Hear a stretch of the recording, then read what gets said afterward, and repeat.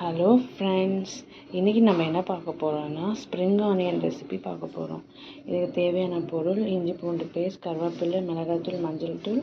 Spring onion நான் cut பண்ணி எடுத்து கழுவி கட் பண்ணி வச்சுருக்கேன். இந்த மாதிரி நல்லா கட் பண்ணி எடுத்துக்கோங்க. இப்போ இதுக்கு தேவையான 2 முட்டை எடுத்து நம்ம எடுத்துக்கலாம். இப்போ இதுதான் 2 தேவையான பொருட்கள். இப்போ நம்ம இதை பொடி மாஸ் மாதிரி பண்ண போகிறோம். எப்படி பண்ணுறேன்னு பார்க்கலாம். இப்போ எண்ணெய் சேர்த்தாச்சு. எண்ணெய் சேர்த்ததுக்கப்புறம் கடுகு சேர்த்துக்கலாம்.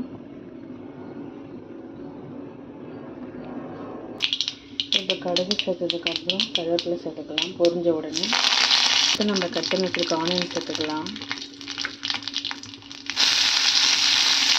இப்போ இந்த மாதிரி நல்லா வதக்கி விட்டுக்கலாம். இது ஸ்ப்ரிங் ஆனியன் வதக்கினதுக்கப்புறம் இதுக்கு தேவையான 2 முட்டை எடுத்து வச்சுருக்கோம். இந்த 2 முட்டையை நம்ம உடச்சி ஊற்றிக்கலாம். கொஞ்சம் நல்லா வதங்கிடுது. இப்போ பாருங்க ஃப்ரெண்ட்ஸ், நம்ம 2 முட்டையை உடச்சி சேர்த்துக்கிட்டோம். இந்த மாதிரி சேர்த்துக்கோங்க. நல்லா கிளறி விட்டுக்கோங்க 2 நிமிஷம்.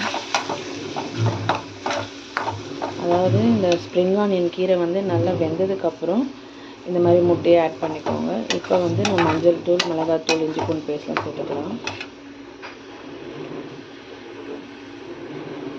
இப்போது இஞ்சி பூண்டு பேஸ்ட் சேர்த்ததுக்கப்புறம் மஞ்சள் தூள் சேர்த்துக்கலாம். அதையும் நல்லா கிளறி விட்டுக்கோங்க. இந்த மாதிரி அடிப்பிடிக்காமல்.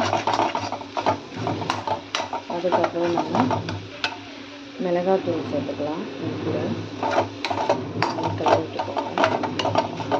கிளறி விட்டதுக்கப்புறம் இந்த மிளகாய்த்தூள் சேர்த்துக்கலாம். இப்போது இதுக்கு தேவையான சால்ட்டு சேர்த்துக்கலாம்.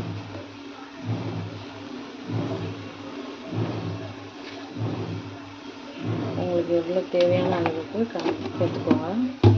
சால்ட்டு சேர்த்துட்டு நல்லா கிளறி விட்டுடலாம். அடிப்பிடிக்காமல் நல்லா அதை கிளறி விட்டுக்கணும். நல்லா இப்போ பாருங்கள் ஃப்ரெண்ட்ஸ், இந்த மாதிரி நல்லா நம்ம குக்காகி வரணும். அது வரைக்கும் நம்ம நல்லா அடிப்பிடிக்காமல் கிளறி விட்டுக்கலாம். இன்னும் ஒரு 5 மினிட்ஸ் நல்லா நம்ம குக் பண்ணிவிட்டு அதுக்கப்புறம் நம்ம இறக்கிடலாம். அவ்வளோதான் ஃப்ரெண்ட்ஸ், நம்மளுடைய இந்த வெங்காயம் முட்டை ரெசிபி ரெடி ஆகிடுச்சு. நீங்களும் இந்த வீட்டில் ட்ரை பண்ணி பாருங்கள். ட்ரை பண்ணிவிட்டு எப்படி இருக்குன்னு கமெண்டில் சொல்லுங்கள்.